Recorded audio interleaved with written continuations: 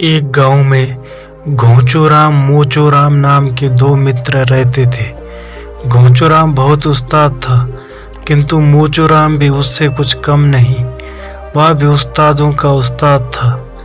एक दिन दोनों ने तय किया कि गांव से दूर जाकर कहीं नौकरी की जाए और दोनों नौकरी की तलाश में निकल पड़े। दोनों ने आपस में तय कर लिया कि एक ही जगह नौकरी करेंगे, इकट्ठे रहेंगे और जो मिलेगा उसे आधा आधा बांट लेंगे। शहर में आकर दोनों बहुत दिनों तक भटकते रहे, लेकिन ऐसी नौकरी ना मिली जहां दोनों एक साथ रह सके। अंत में वे हारे थके एक बुढ़िया के पास पहुंचे और अपनी परेशानी का हाल सुनाया। बुढ़िया बोली, मेरे पास एक गाय है, उसके लिए मुझे 2 नौकरों की ज़रूरत है।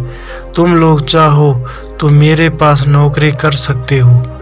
यह सुनकर दोनों बहुत प्रसन्न हुए और बुढ़िया के पास नौकरी करना स्वीकार कर लिया। बुढ़िया बोली, देखो, एक आदमी दिन की नौकरी करेगा और दूसरा रात की। दिन वाला जंगल में गाय को चराने ले जाएगा और रात वाले का काम यह है कि वह गाय के गोबर को नीचे नहीं गिरने देगा, साथ ही गोबर की सफाई भी करेगा। दोनों ने बुढ़िया की बात मान ली। घोंचूराम ने दिन का काम संभाल लिया और रात भर ड्यूटी के लिए मोचूराम तैयार हो गया। शाम होते ही मोचूराम गौशाला के कमरे में घुस गया। गाय बार बार गोबर करती और वह तसले में उसे थाम लेता। रात भर वह तसला लेकर गाय के पीछे पीछे घूमता रहा। नींद से उसकी आंखें मूंदने लगी, किंतु डर था गाय जाने कब गोबर कर दे। वह सो ना सका। प्रातः होने तक वह थक कर चूर हो गया। सुबह हुई। घोंचूराम ने पूछा, कहो उस्ताद, रात कैसे कटी? मोचूराम बोला, उस्ताद जी, बड़ा मजा आया। मालूम ना पड़ा कि मैं कहाँ हूँ और रात निकल गई। अब घोंचूराम की बारी थी। उसने गाय को गौशाला से निकाला और छड़ी लेकर उसके पीछे हो लिया। देखते देखते गाय खेत खलियानों को लांघते हुई दूर निकल गई। वह पल भर कहीं रुकती नहीं थी। रास्ते में खेतों को चरती हुई आगे ही बढ़ती जाती थी।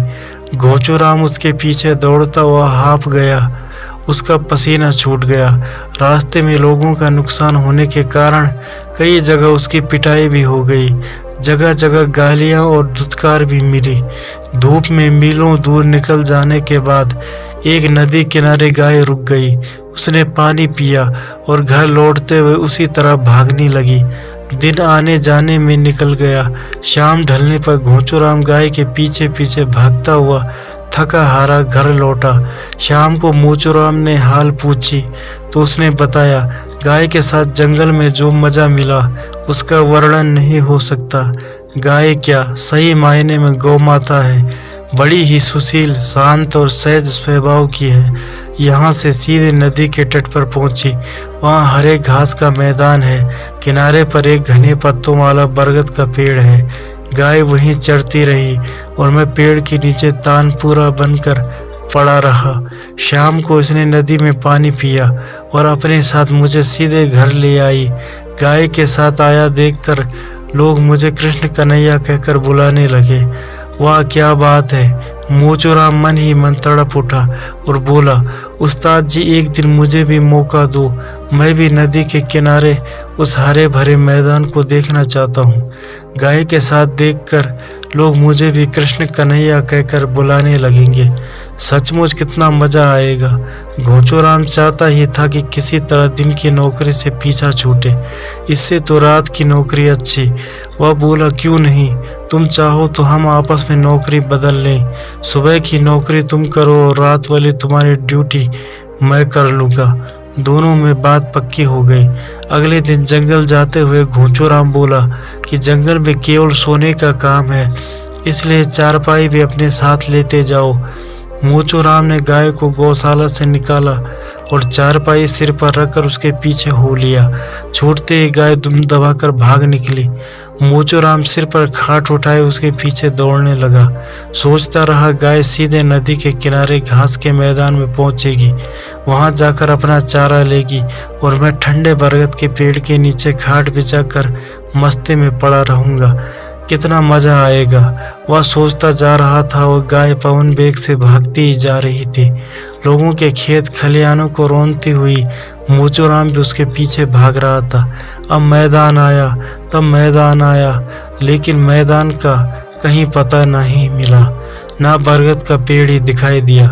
उबड़ खाबड़ जंगल और सूखी झाड़ियों के बीच गाय के पीछे भागते हुए मोचूराम बुरी तरह थक गया। दोपहर के बाद नदी के तट पर पहुंचकर गाय ने पानी पिया और उसी रफ्तार में वापस घर की तरफ भाग आई। शाम तक अपना उदास चेहरा लिए मोचूराम भी घर आ पहुंचा। वह क्रोध से जला जा रहा था, किंतु घोंचूराम मन ही मन मुस्कुरा रहा था। अगली सुबह रात की ड्यूटी देने के बाद घोंचूराम गौशाला से निकला तो उसकी आंखें सूजी हुई थी, बदन थक कर चूर हो गया था। दोनों ने मिलकर सलाह की और अगले ही दिन नौकरी छोड़कर भाग निकले। तो दोस्तों, ये थी आज की कहानी। उम्मीद करता हूँ आपको कहानी पसंद आई होगी। अगर आपको कहानी पसंद आई तो चैनल को सब्सक्राइब करें और बेल आइकन को प्रेस करके ऑल पर क्लिक करें। धन्यवाद।